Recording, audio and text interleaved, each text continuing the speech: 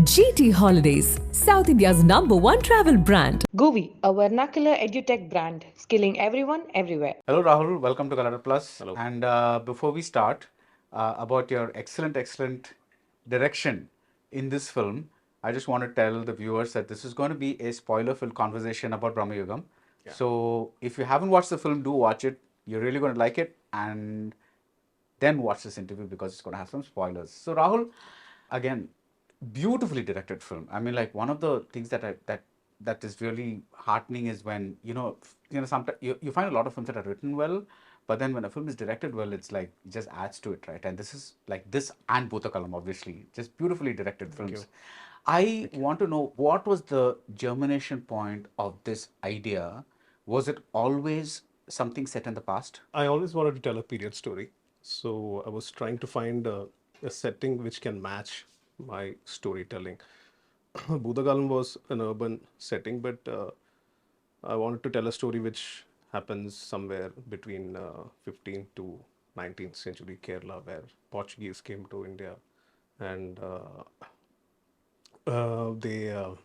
those were dark ages actually. So I termed it as the age of darkness because for many reasons, Kerala witnessed I think a societal and political shift in its atmosphere. So there was a lot of poverty, there was a lot of there was famine, and there was a lot of such issues where I wanted to bring elements of supernatural and gods and myths and legends. So that was my main focus. So how do I tell a story with these things as a background, as a setting, and then bring characters like Devan and Kuduman Poti. So this is how the idea started, and then it took a lot of time to structure it and write it down, and then it happened very organically. So Yeah, but the idea came because you wanted to, the period came first. yes, the period came first, and then the format came later. Right, The black and the white structure, shots, the things around everything it, yeah. came later. Yeah. So you didn't say, I want to showcase oppression through horror. That was not the starting point. That happened at a very later stage, actually. Okay. So I wanted to know what I can tell with these characters, how I tell a story with the perspective of Devan, and what all layers can come out from that. So the oppression and the oppressed part, it all is just an added layer which came along with the storytelling. So if you ask me, is there a takeaway in this film? There is, actually, there is. So there is a political story. It's disguised as a horror, but there is a political angle to it. Yeah. But I didn't intend to write it in such a way. It just happened Right, as you kept writing the characters, this angle Yes. automatically came out. Came Yes, about. yes. But it's very important for me that such angles comes out, so that there is something for the audience to take away also. Otherwise, it'll be just a flat story. Otherwise, it'll be just like Yes. scaring people. Yes. That's Yes. like a, but even Bhutakalam, for that matter, was, even though you'd used a lot of horror tropes, it was actually, it was very dramatic story about a mother and a son and the ghosts of the past, which were literal ghosts, in that house, but they were also facing a lot of metaphorical ghosts from their past. So even that movie was not exactly just that horror alone. There was more to it. Yes. So yes. like it was an allegory for grief, depression, trauma, isolation, and emotional longing. So I kept the emotional part of it very strong, so that the horror aspects of all that story, everything lays very subtle and it connects well with the audience. So I like to play around in that space where you're telling a story, but as viewer you are taking away something else. Right. That Right. Why horror? As in, like, the same story Yeah. can be told dramatically also, right? As a drama. Yeah. So what is that fascination that you get with transposing a horror? Because I'm curious from two viewpoints. One is you don't do the traditional horror of making people jump in their seats. That's not your point. That's not your end goal. But yet you use a lot of the traditional horror tropes, to say to speak. So if you could talk about I that. like to scare people with all those jump scares. I still enjoy those kinds of films. I still want to make such kinds of films, but I am limiting myself telling the writer inside me that, okay, these kinds of films have come out before. I don't have to tell these stories anymore. Wow, how do I tell a story very differently? In Indian, film industry, the horror films have been told in many variation, many styles, but the success rate of it is very less, I feel. So I felt there is some problem in it. I need to understand that problem first. Why the Western films are making very good horror films? Even the jump scares are working. Even the storytelling, narrative, everything is working. But why are we not able to try and achieve that? So I was trying to figure that out. So I thought the only way to get it right is to get very connected to the audience and then tell the horror in a very subtle way.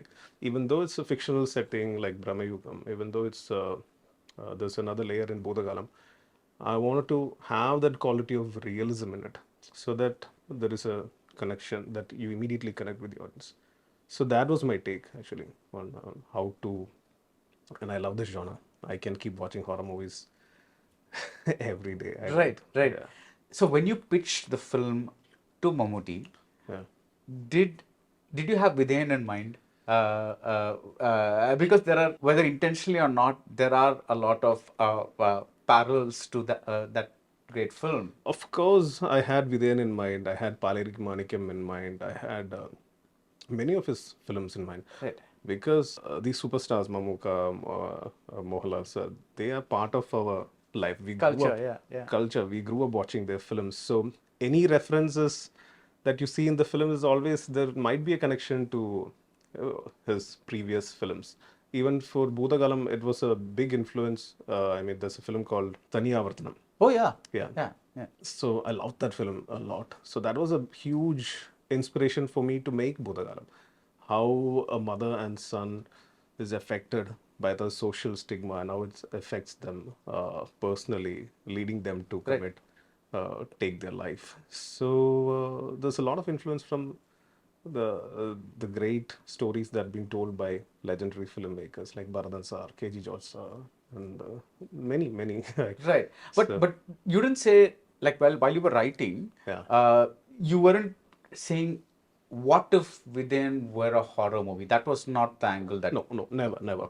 So when the poster came out, people started comparing that it just came out very accidentally. Mamuka came there, sat, and we just clicked few pictures, and we just picked the best one. And that had very similar Yeah. pose and his mannerism to that of Vidya. Right. And the chair.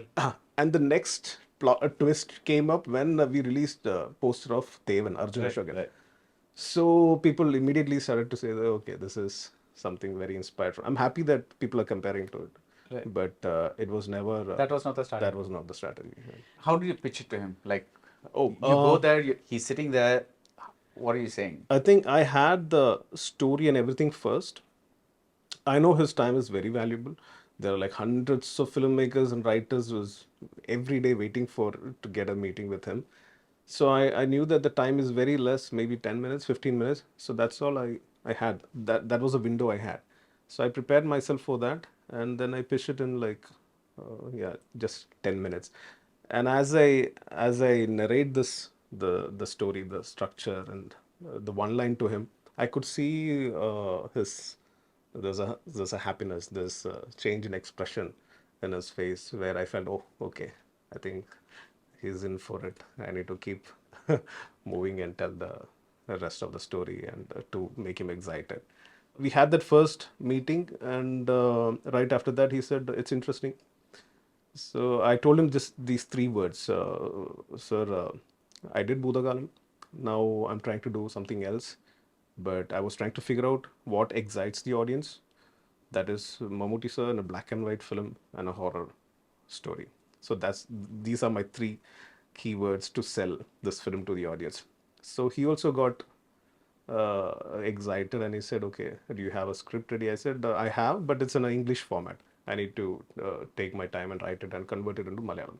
So from there, I took around maybe 3 months to, I collaborated with another writer, T.D. Ramakrishnan sir. Yeah. He's a very famous novelist. So because to get the period right, to get the slang right, to get the dialect right, I need to have the support of a very helpful writer who could help me research in this story. Right. So then went back to him, and then we had a couple of reading sessions, and then he just gave me dates immediately. So When you say reading sessions, you actually read the whole script. yeah, You like a read the whole rehearsal, script. Yes, like a read through. yeah, complete script. Yeah. So he called me home, and there's a special space for him to where he listens to all those scripts, and then so we had like 2 or 3 reading sessions With the with the with Mammootty Arjun. sir, myself, and my writer. That's Okay, all. Just the 3 of us. Okay. We had that, and so he had few doubts, and I cleared it.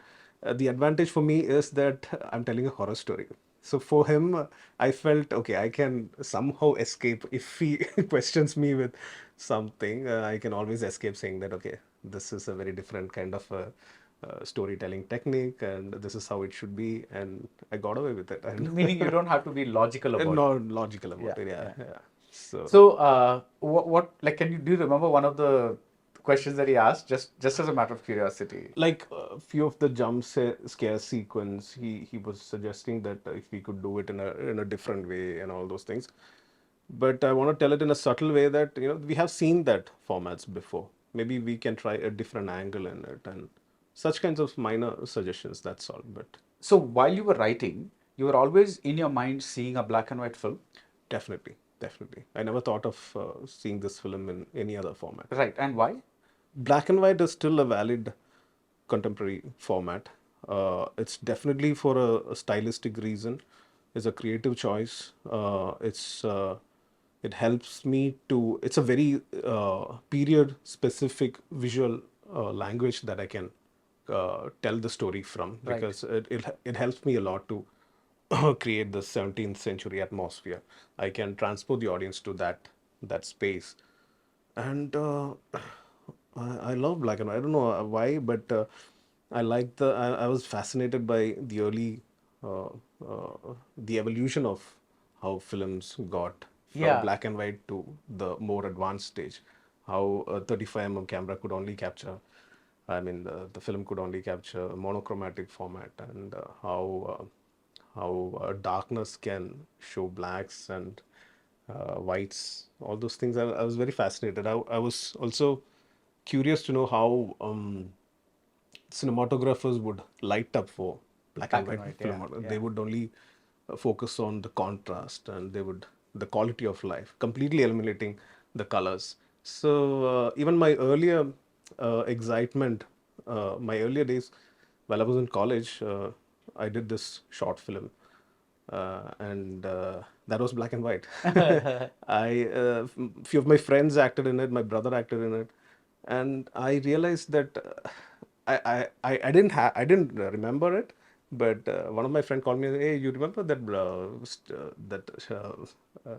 we did a shoot, and that's black and white. I said, oh yeah.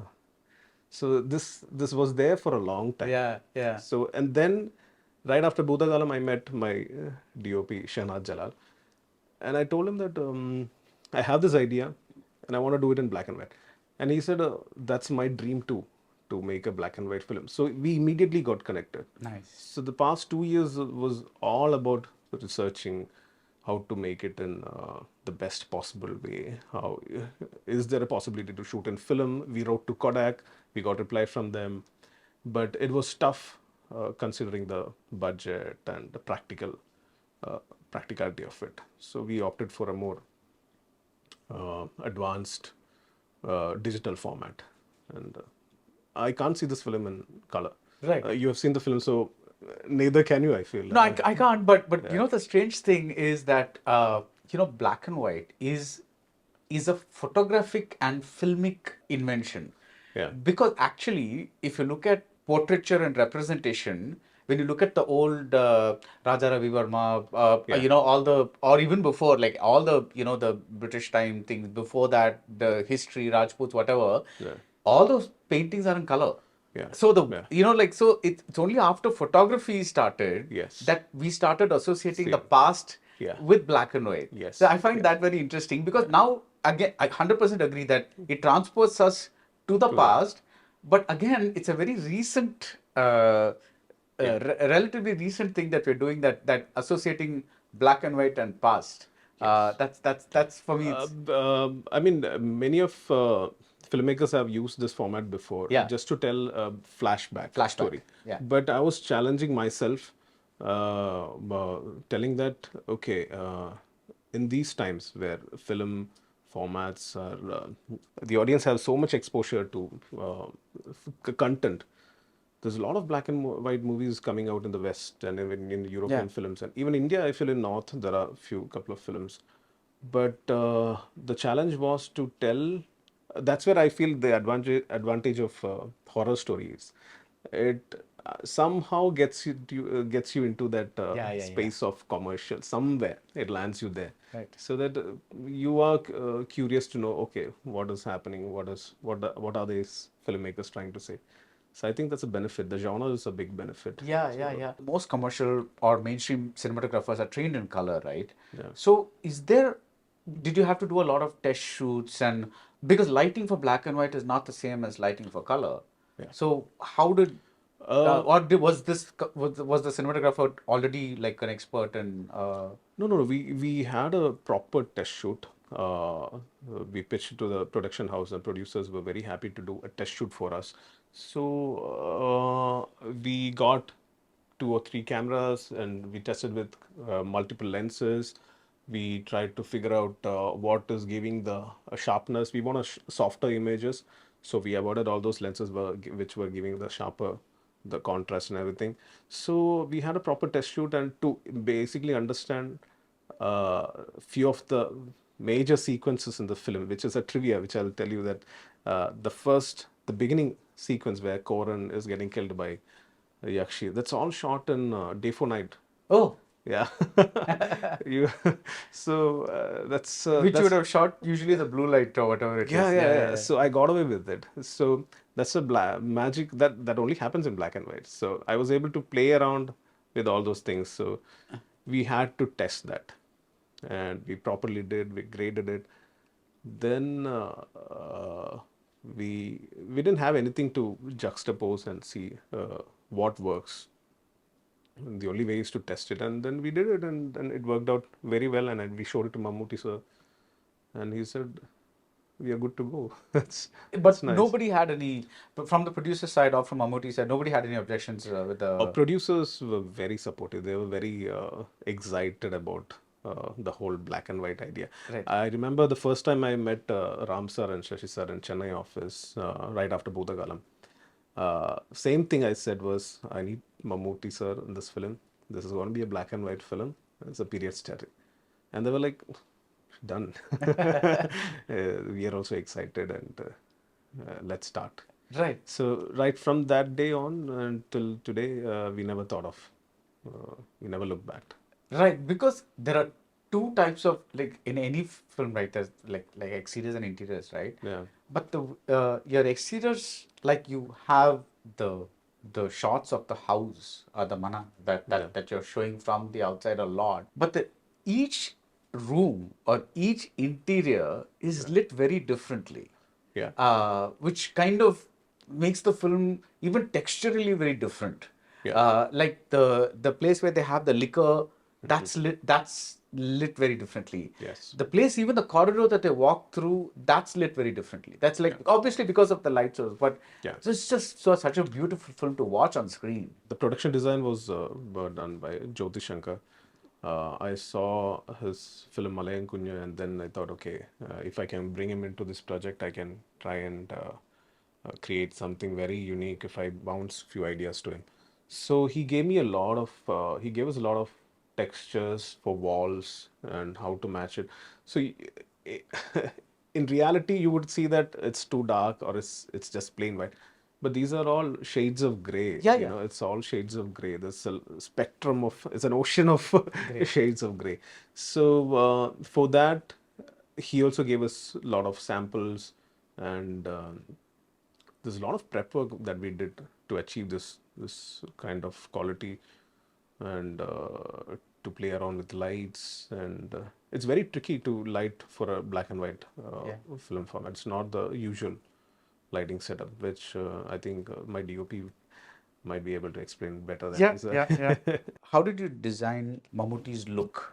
with the teeth and with the, because he's not the man that actually came to that house. He is the man. He is the being possessed by the Chatan. So how did you say this is the look that I wanted? Was that also a look that you already had in mind, or was that also a result of gradual, like? No, I had his sketch initially. When I conceived this idea, I had this in my mind. I had this sketch of Kodaman Poti, where under those generosity lies this man who's very very dark and very sinister. So Mammootty sir is a very glamorous person. Very handsome guy. Very handsome Yeah. guy. So I want to break that. And how do I break that? Is only through prosthetic and special effects and makeup. So I had that sketch for a long time, and I was sure that the audience would also accept this because we have not seen that phase of Mamuka for in his recent films. So I was excited about pitching this to him, and he was also very supportive. He said, "Okay." The suggestion about the stained teeth and all came from I think after a point which came from him. I said that okay, let's do this and make him look very weird, and so. Even we did a couple of makeup trials at his home, and then we came up with many different hairstyles and to add more grays and so yeah, it was more of a trial and error phase which we went through. How was it directing Mammootty? I want you to explain in a shot, like, because I'm sure he comes with, this is how I'm going to perform, and there must have been one place where you said like several places, but I just said, like, can you remember a place where you said, this is nice, but like, this is what I have in mind. Can you kind of do that? Can you just explain one of those? He's a mega star, so the window that I get is very limited. You have to be so prepared when you're handling a star. So I had a very good team who we prepped a lot with storyboards and shot division and floor plans and everything. So the moment Mammootty sir comes on set, I know this is the shot, this is the dialogue, and this is where he should be. This is where the camera should be placed, and the whole team is very much prepared. Right. So it was kind of easy for me to execute that sequence. But when I asked him to deliver a particular dialogue, he would put in his own versions, which sometimes it works, and sometimes if I say, "So it's not working, let's try in a different meter," and he was very open to it, and that kept me excited. Okay, if this is the version that I'm gonna see, maybe the as the story moves forward, we have more intense performance. I'm waiting for those magic moments for him to give me.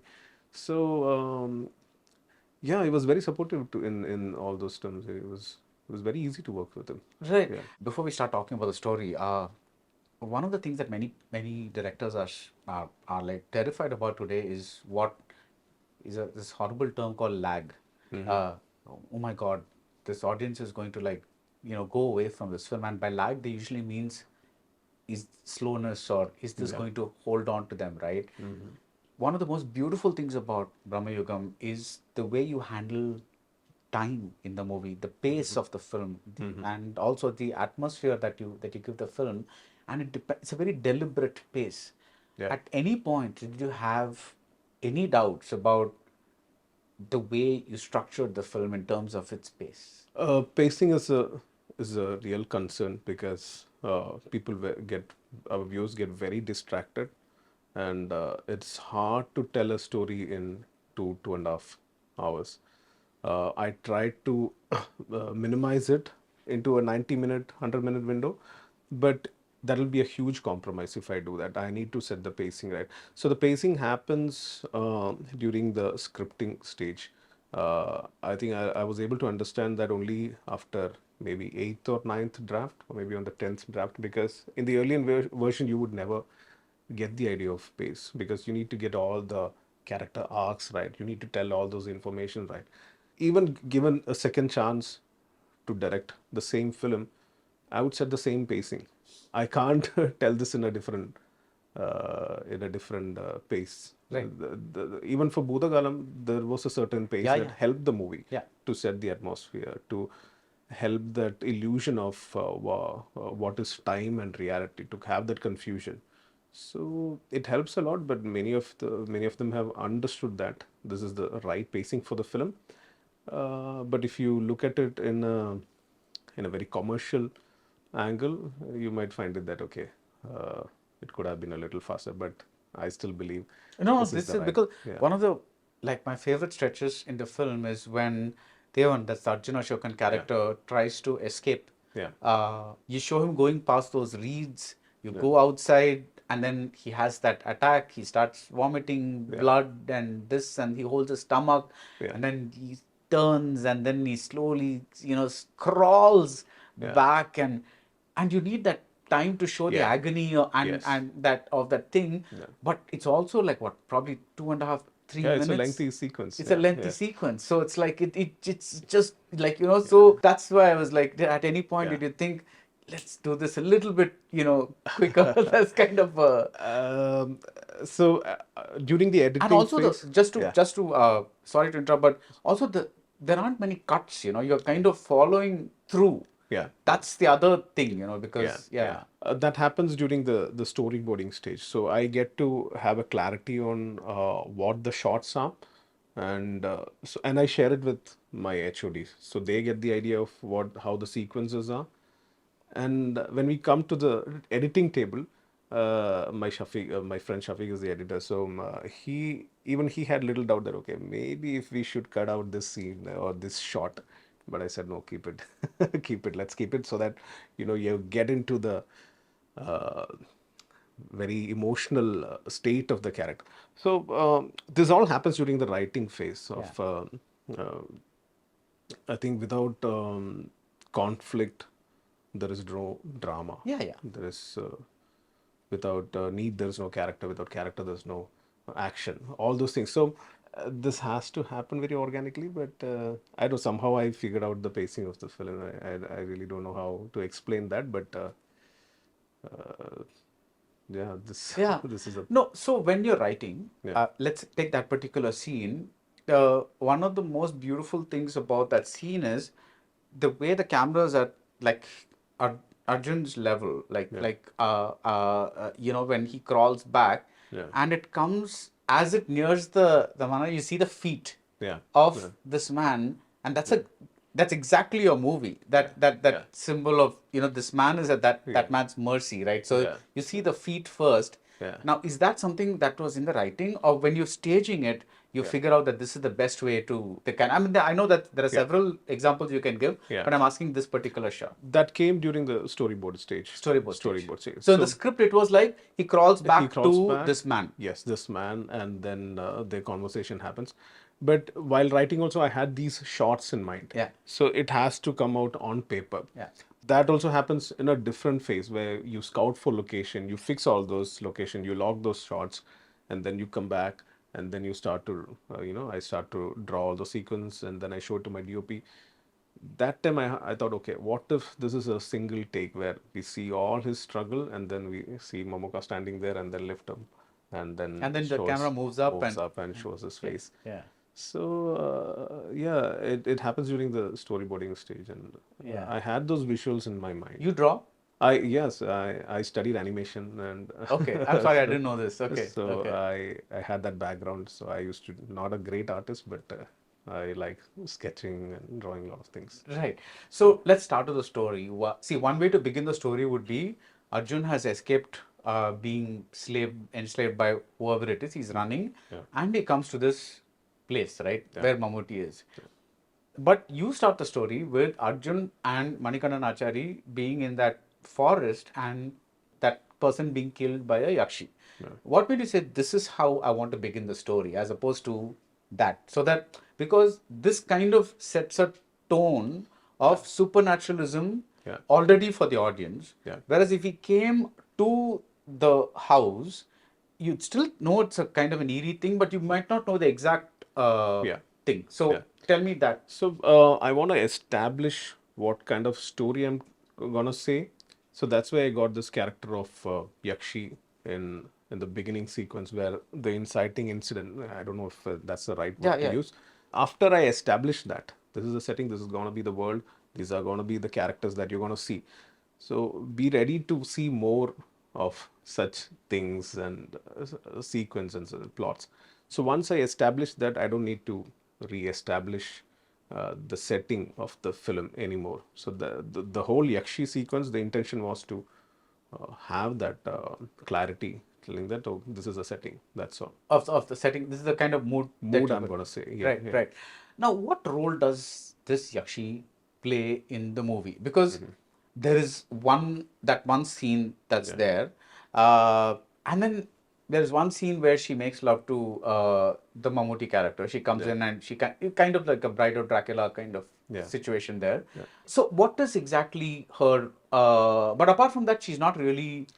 She doesn't say anything. She doesn't Yeah. speak. So, how did you conceive that character? It's just like it's just to set the mood. The character doesn't have to say anything. I don't mean this like a problem. I'm just asking, I mean, what yeah. did you have in mind? I don't want to tell any story from her perspective. There is nothing to be told from Right. her perspective because the story. I mean, the situation is already packed. Right. With three men, I'm able to figure out a story and tell it from their perspective. So anything further can only damage Yeah. the situation. The sequence where Yakshi is coming for the second time, but I have sprinkled certain hints that it could be a dream too. The next day he's waking up. Yeah. So it could actually be Tevan dreaming. Yeah. Or it's a trauma which is in his mind. Yeah. Or she would have actually come. So there's no proper explanation to it. Right. But I don't have anything much to tell in terms of from her perspective. Right. One thing about Devan is that I mean I don't know. I'm trying to be in Arjun's head and imagine like being shot with so many close-ups, Yeah. extreme close-ups in a movie because because it's really going to capture every expression of yours. Yeah. That decision of capturing that character alone with so many close-ups. Can you tell me something about that? So I had to decide from which perspective I had to tell the story from. So that's why I chose Arjun's perspective. That's why the very powerful intro sequence of Mammootty sir get Koduman Poti walking and greeting him, welcoming him to his house. We don't see his face until he's granted. You can look up now and see my face. Yeah. So I chose that perspective so that I can hide the other mystery elements of the story, even stretch it for a longer time. For example, the character of servant. There is many shades for him, so I can deceive the audience by covering all those things up. The Siddharth character. Siddharth's character. That's very important for me to choose a perspective. In order to achieve that, I need to very well have the audience invested in this character. So that's why I got a lot of close-up shots and reaction shots of. I think I got it for Mammootty sir. I got many of his reaction shots, but for Tevan, I have got a really good couple of reaction shots, which really helped the film. Yeah. Like, of course, you had your original pitch had Mammootty, but with Arjun and with Siddharth, they were also your first choices? It came at a later stage, actually. Mammootty sir was always the first option I never thought of. If there is no Mammootty sir, there's no Bramayugam. Yeah. So after that, we were discussing on who to cast as. Then came along Siddharth, and then because Mammootty sir gave me dates very immediately, so I had to figure out, okay, this opportunity I can't miss. Who was the next available actor? But Arjun Ashokan I have seen his films, and I thought, okay, his eyes are very powerful, and I want to bring him to somehow to play the character of Devan. For Siddharth, what I felt very excited about was he has not done much films recently. So the combination was very exciting for me. Arjun, Siddharth and Mammootty sir. So there's a uniqueness to it. So that kept me exciting, and then when I started pitching it to everyone else, they said, "Oh, this is a great combo, and we should try and crack." And I can focus. There's a good thing about having limited cast because there's a lot of focus that I can put in onto them in terms of their character growth, their emotions and everything. But it's very tough to crack a story with just 3 people too. But I'm happy it worked. Right. Now, it is through Siddharth's character, that is the Yeah. cook's character, you introduce one of the most important components of your film, which is time. Because the first time he meets, Arjun goes into that house, he starts eating that coconut, and that's when this voice from inside says, "What month is it?" Yeah. Which is a very odd thing to ask, because usually when somebody is waking up, they might say, "What time is it?" or something like that. But Yeah. what month is it? Yeah. And that's when you start realizing that this is the concept of time here may be a little skewed. Yeah. Tell me about that, the way you saw that coming through. For Siddharth, his character is also confused. He also lost the reality of time. Right. That is one reason I never gave a name for him. He never had a name. And I don't know how else to put this. Um time, I like to play time and space in a way that the character forgets that what is happening around them. Same thing I applied in Budagalam also, where Vinu is forgetting what is real and where he is and all those situations. I like to play around in that space, so it's just to confuse the audience, saying Yeah. that so that I can stretch it for a longer time and sustain that suspense for a longer time. But here, the time is also when you apply it to your subtext of oppression and all that. Yeah. It also gives a sense of these things have been happening for centuries, because you also make a reference to the Mahabharata. There's the game of dice, and the way people are, and especially because of the isolation of that place. Yeah. It's as if it could be any time, any century. They're lost in time, because there's there's that line that he says. It's like time is like a river, which it just it just keeps flowing and flowing, and because of that, the Mammootty character is also bored. Yeah, There's a yeah. boredom there that's set in, Yeah, because it's yeah. like, what do you do? There's all this time, and there's how do you, what do you do? Yeah. That was a very, very, I thought, powerful part of the movie. For the oppressor, uh, one way to kill time is to play around with the freedom of the other. Yeah. So these were times when such acts were practiced in where in unquestioned hands of these brutal landlords. Siddharth talking about time is a hint which is given in the very early stage of the film, saying that okay, once you cross the gate, the Padipura, everything flows like a river, which I tried to explain it with visuals in the second half, where the graying of the beard, and he forgets that okay, I'm myself lost in a loop kind of thing. So I like to play in that space a lot, but I don't know, it just Yeah. The other thing that is oppressive in this film is this constant rain. I felt it as like a form of oppression, because Yeah. it was like, really when is this rain going to stop? It's like Yeah. because it's adding an element of constant thing. So when Arjun sees the sun at the end, Yeah. it's almost like I'm stepping out into the light, and kind of a thing. Was rain always a part of your writing? Yes. In Bhutagalam, rain was portrayed in a very different. It conveyed sadness. Yeah. In Bramayugam, it was more of isolation and loneliness, and there is this oppression to it as well. It becomes a character after a point where Right. it's sustained for maybe 40%, 50% of the film. Yeah. So that makes this character not to live, a reason not to go step out, since I have established what the forest is in the beginning of this film.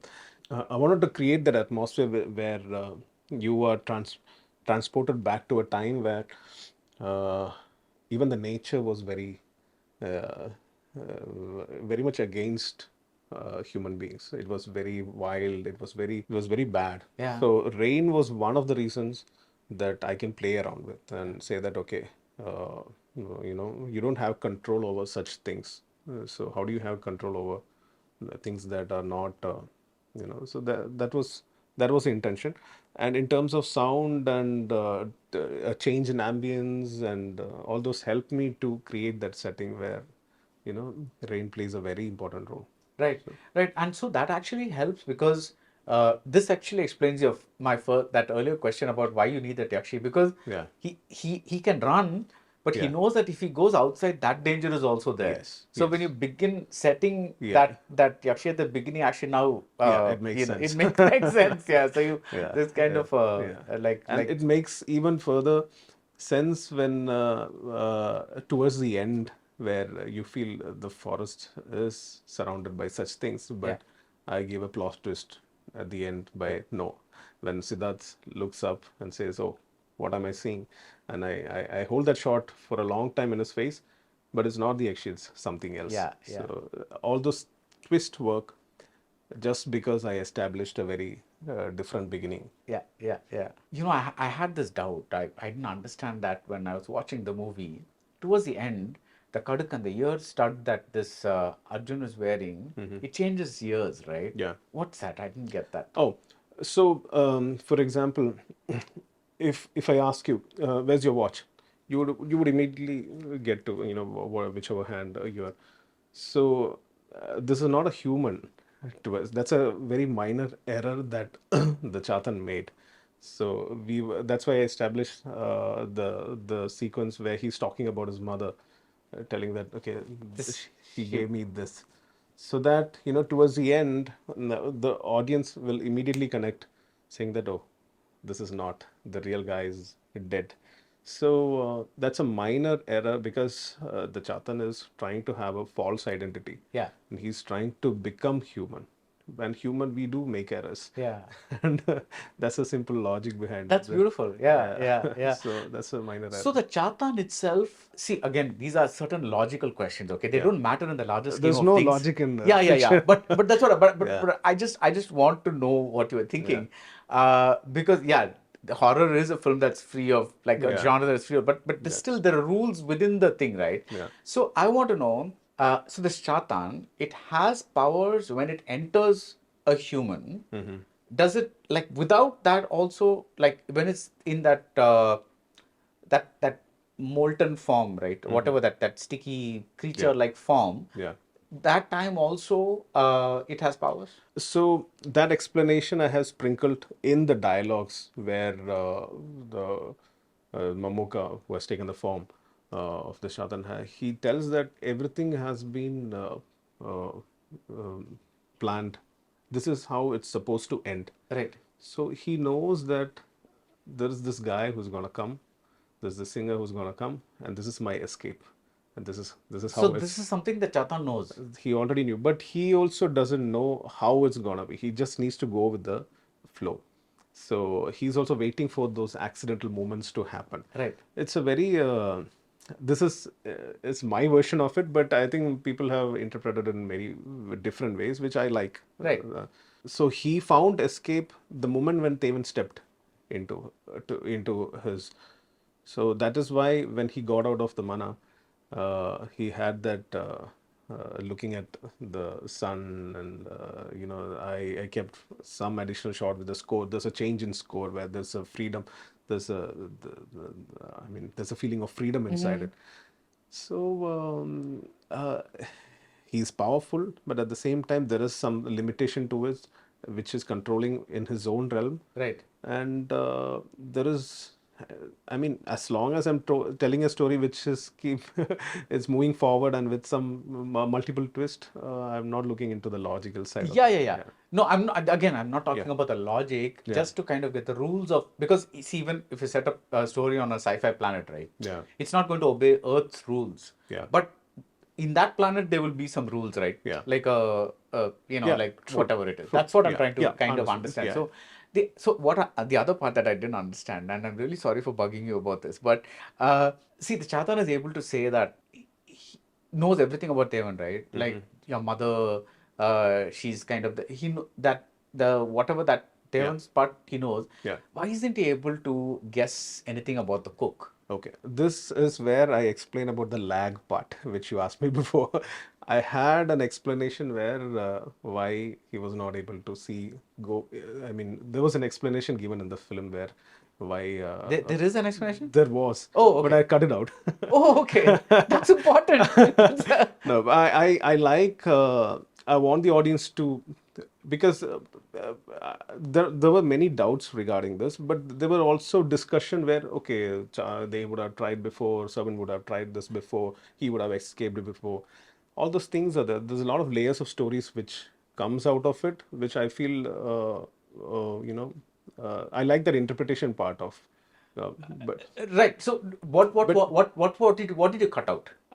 he had a anklet on his leg. Okay. Who had an anklet? The servant. Servant. Okay. And an anklet on his leg, which says that okay, I'm not able to see through you.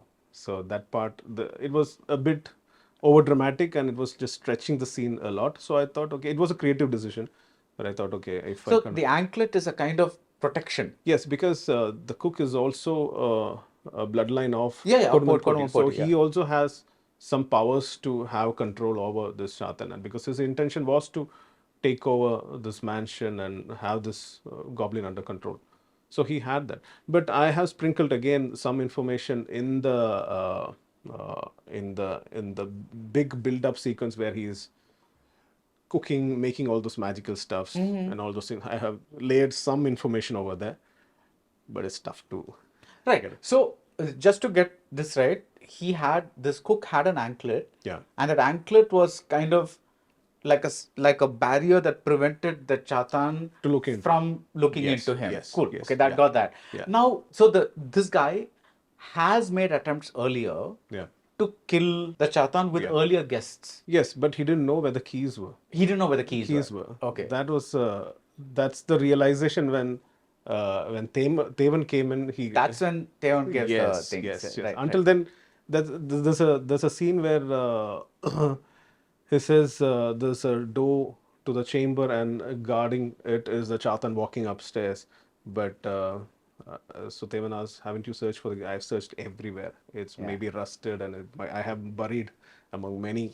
So it's gone. So he's like in a hopeless state. So that's why the second time the Pagda sequence, everything makes sense and Right. yeah. So I think he's explained it. Yeah. He's explained it. So as a structural thing, as a narrative thing, what made you say? Usually flashbacks are given as one whole bit, right? It's like a thing.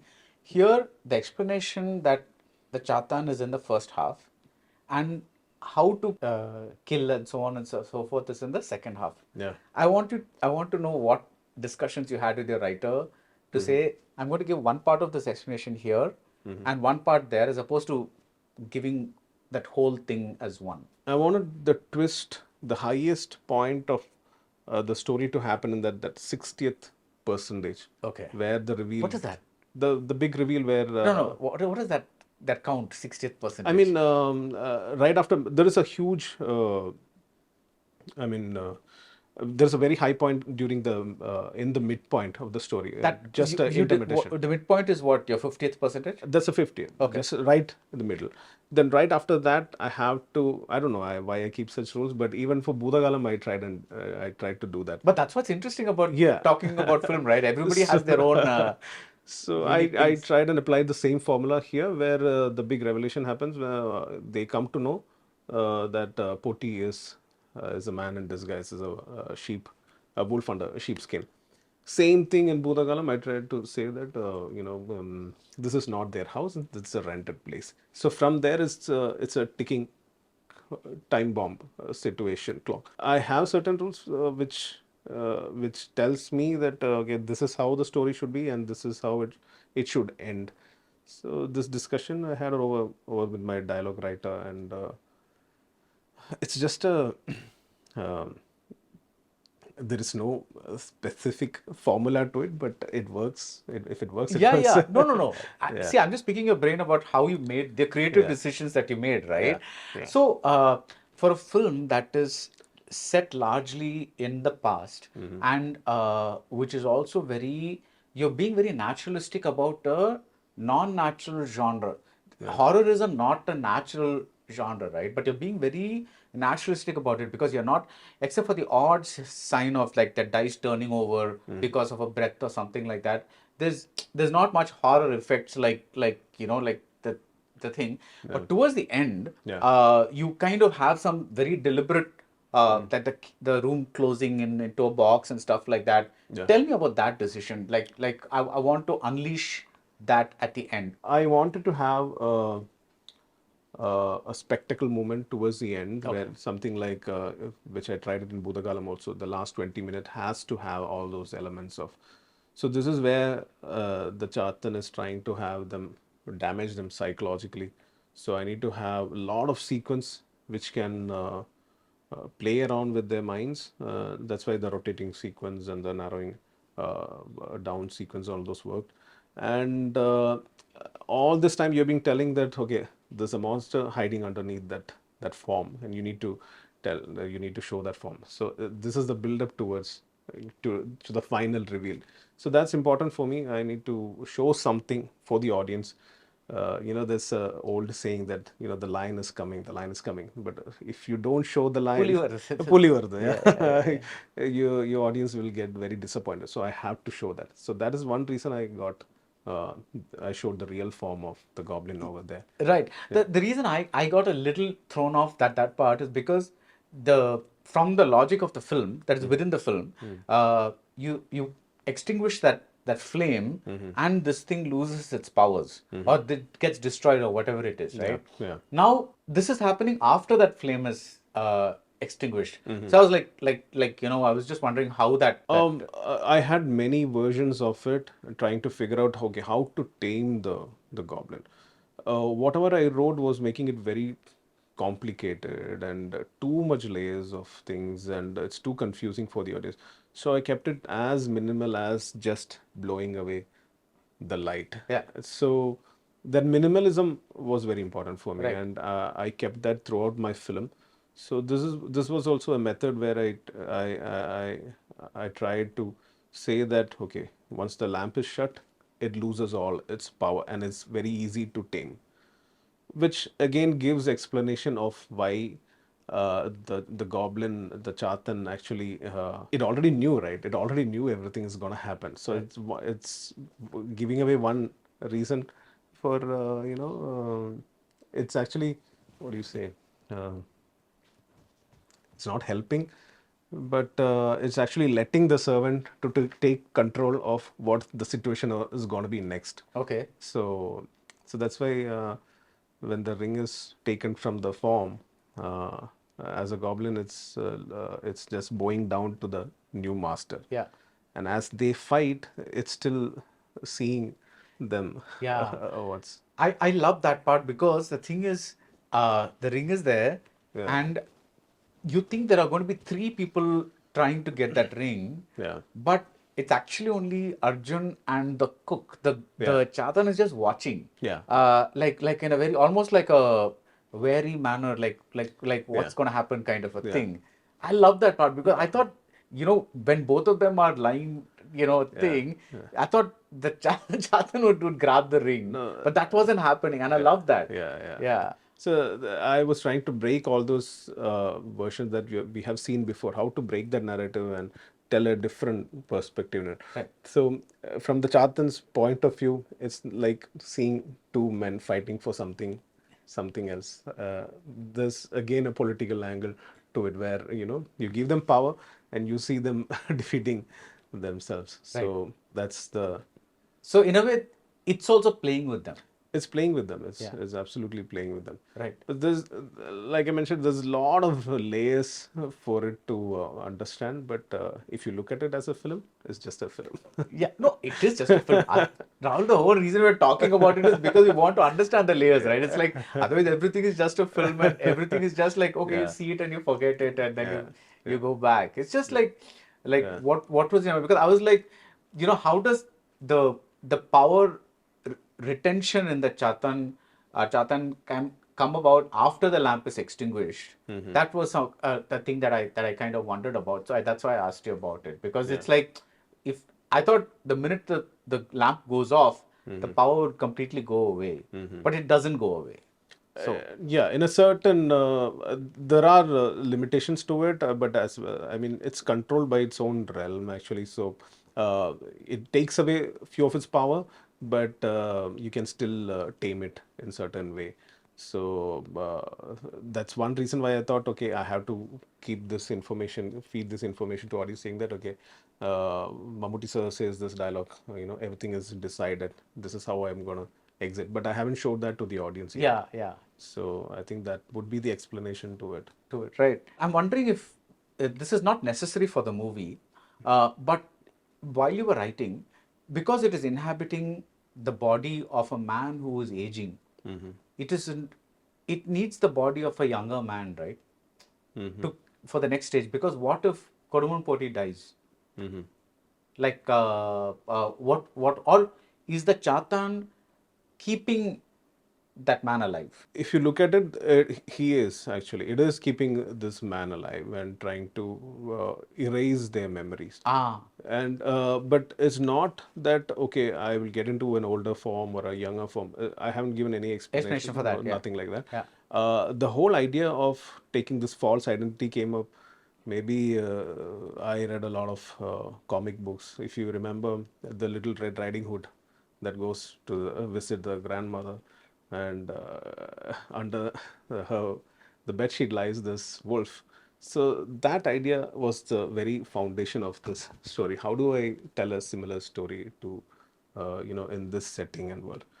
Form was never a problem for me as long as I don't give a logical reason to it. Yeah. So I never explained that also in this film. So just keeping the real Kuduman Poti alive over there was one way to satisfy his boredom, satisfy his need, because the real goblin was tortured and treated in a very bad way. Yeah. So how do you, when you get that power back, how do you show it to the others? Yeah. So that was the reason, I guess. I love that shot where the cook shows the body in the attic. Yeah. Like, because that's when you kind of it's like you kind of know it all along, but when you Yeah. see it, Yeah. Yeah. it's kind of okay. I know that this is what it is, because I know that this is the real Koduman Poti, and that is not Yeah. the real person. Yeah, So that's kind that's the point where when there is always a rewatch moment for this film. When you visit the film again, you will understand many reasons why Koduman Poti, Mammootty sir's character was acting, behaving in a certain way. This thing doesn't have any emotion. That's why he's reacting in a very frustrated way sometimes, and he's coming down, and his this is a character without any emotions. Yeah. So the way he eats is also very important, and so it all connects until the big reveal where. So that excitement was there. Yeah, And yeah. when you revisit the film again, you will get to know those minor details of yeah. hidden inside that character. Now, there is this line in this movie that, because there is a caste divide in this thing, and I like the fact that, Arjun's shoulder is always a little bent, Yeah. that shows that he probably was singing like this Yeah. throughout his life, and it's almost like become second nature to kind of stand Yeah. like that in front of things. That was a very telling, Yeah. Yeah. thing about his body language. It was like without being obvious about it. No, that's what I loved Yeah. about it. So Yeah.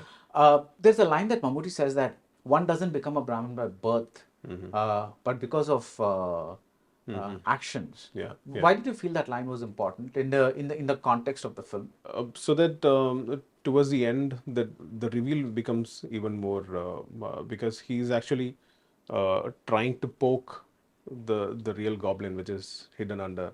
So his own words are now becoming backfiring to Right. him, and Arjun being that showing that servility to all throughout the film helped me to have a huge shift when he comes out, and there is a change in his mannerism, Yeah. the way he walks. So only if he has that mannerism kept throughout the film, you can feel a big difference in the end. So that had to show in his body language and everything. And people in those days, they were not allowed to talk. They were not allowed to show their faces. They're not allowed to look into uh, men in other castes. So how do I tell it in a very subtle way so that that's why only when permission is granted you are allowed to look up all those little details I got into it. Yeah. Right. And also, I think if that line isn't said, and that equality isn't established at the beginning between Kodumampoti, who's of an upper caste, and of an oppressed caste, Tevan, if you don't establish, then the story can't move forward because It can't. they won't look into each other's eyes at all. That's kind of that's why he's been invited. He's allowing him to step inside. Let's say I'm unconventional about it. When he says, yeah, I'm a Panan, I can't enter inside. Yeah. So that I can mount the next couple of sequence, he can sit next to him and have food. Yeah. If I break that barrier, it's more easy for me to explain all those situations. That's why those dialogues were very important. Those scenarios were very important for me. Right. We began the interview. I just want to end it the same way because one of the most amazing things about this film is how beautifully it's been directed. Control over, because direction is a lot of instinct, right? It's like there's a lot of things about how you see things a particular way and also how maybe some inner voice tells you how to do certain things. Yeah. Who are some of your teachers when it comes to directing? I'm very much influenced with Western filmmaking styles. I follow a lot of great filmmakers' work, but only very recently I got into watch Malayalam films, and that's why one of my previous film, Red Rain, didn't do well because I was heavily influenced with how to direct films. Which Western filmmakers?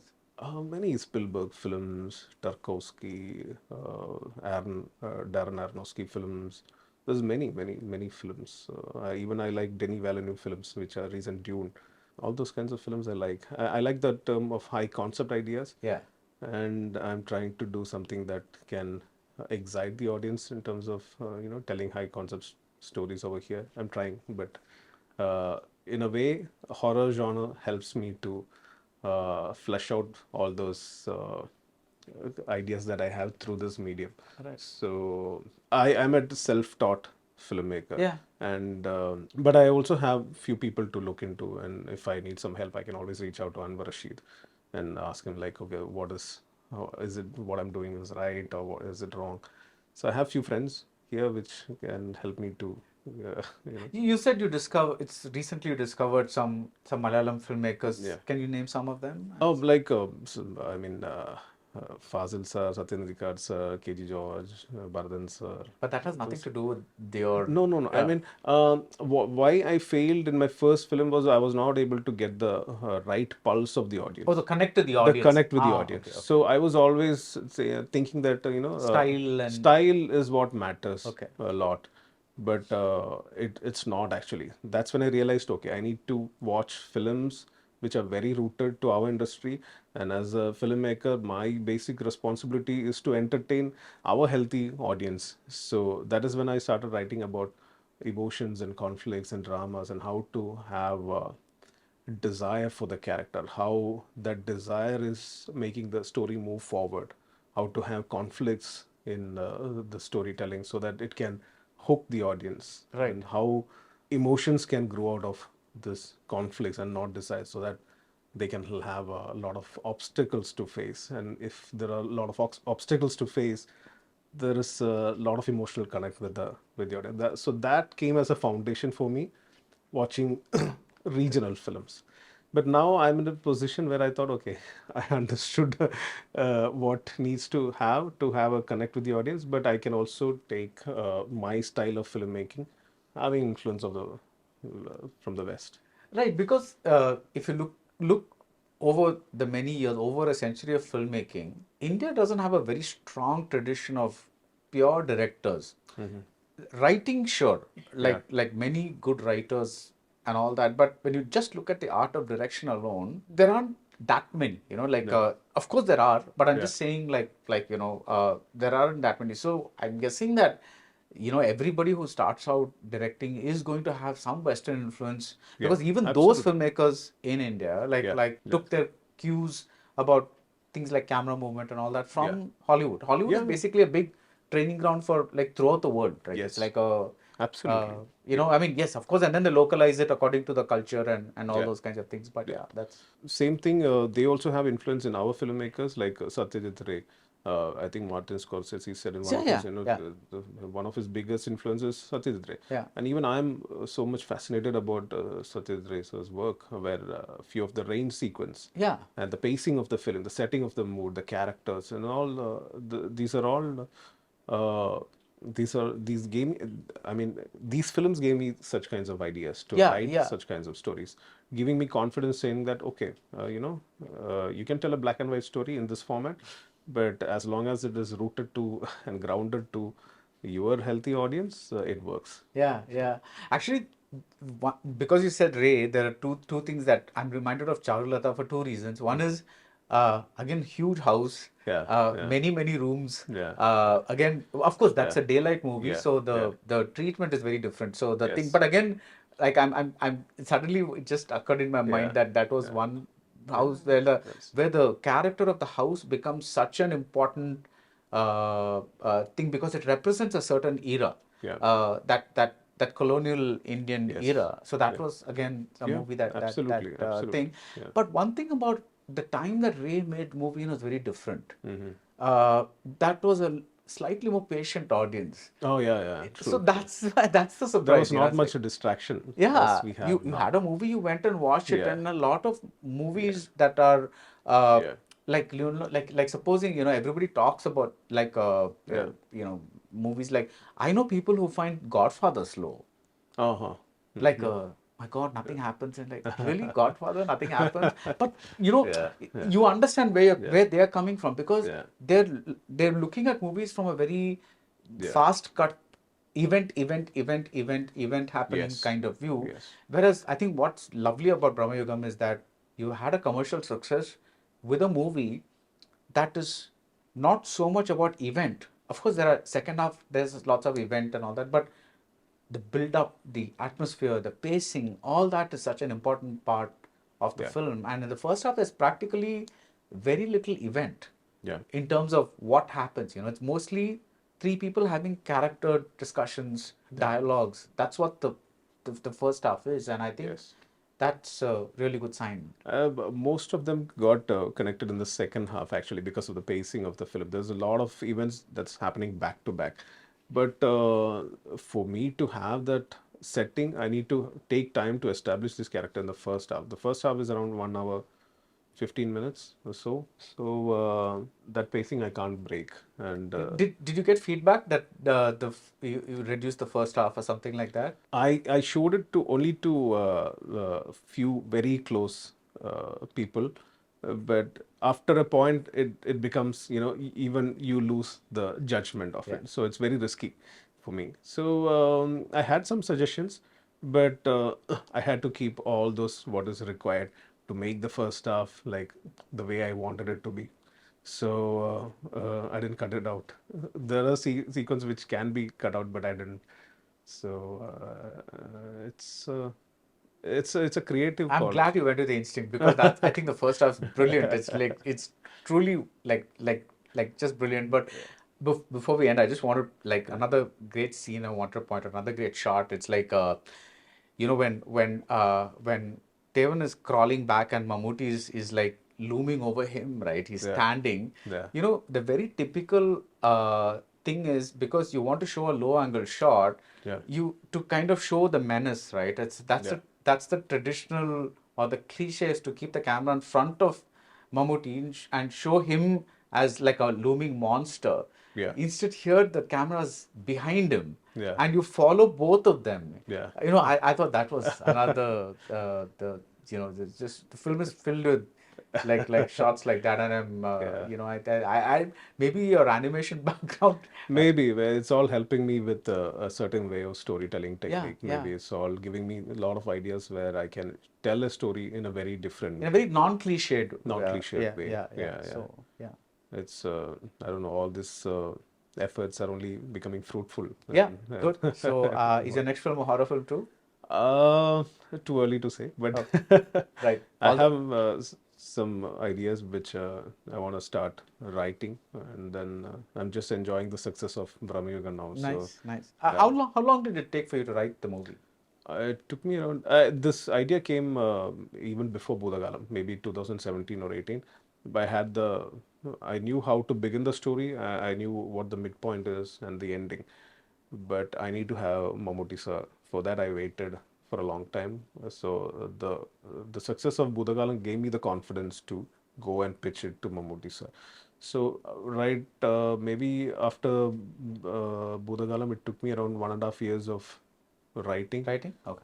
to it, and I take a lot. I enjoy a lot in that writing process because you are in that stage where you can put in all your efforts, put in all your crazy ideas, and once you lock that script, you don't have to look back. Yeah, yeah. And even if there are suggestions, you know that these are the first initial thoughts, and you can't break away from it. If you break away from it, then that's not your kind of film. Yeah. It's going to be somebody else's film. Right. So I was very strict with those rules, and it took me 1.5 years to write. So Nice. And because the writing stage is also the stage where you can really play around with ideas, because Yeah. once you start shooting, it's so hectic. You have to keep, canning shot after shot after shot after shot, because your leading man has to move on to his next film, and but that's another incredible thing, which of course I can't, like, this interview is already, like, it's gone on, but I mean, like, the number of films he does, oh my god, it's just, how does he do this? It's like back to back, and I mean, I'm happy to see we're those all films, but happy, it's just like this incredible, no, whether it's him or Mohanlal, whoever it is, it's just like this incredible energy to keep pushing forward, and like that's just I think that's what keeps them where they are, because it's like Absolutely. they're relevant to the 80s generation, the 90s generation, Yes. the 2000s, 2010s, now 2020s. It's just incredible. Incredible. I think that's true passion right there. The love for film is right there. Is a big living example. Is right there, competing with youngsters. Yeah. You have that movie and this movie, and both of them are like, so it's so amazing that a movie like Premalu is competing with like a Bhutakal, I mean, like a Bramayugam.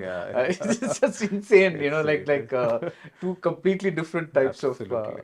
things. And we are witnessing that magic which is happening, and I'm so blessed and glad that I got to make a movie with him. Yeah. So I'm super happy about it. Right, and I hope you crack your third script soon. By your calculation, if you say 1.5 years, maybe 2026. No, every script doesn't need. Sometimes it I'm might just like, happen soon. But the longer I take for writing, it's the better Always. version. Yeah. So I believe in that. Yeah. Thank you, Rahul. Thank you so much. Thank you. GT Holidays, South India's #1 travel brand. GUVI, a vernacular edutech brand, skilling everyone everywhere.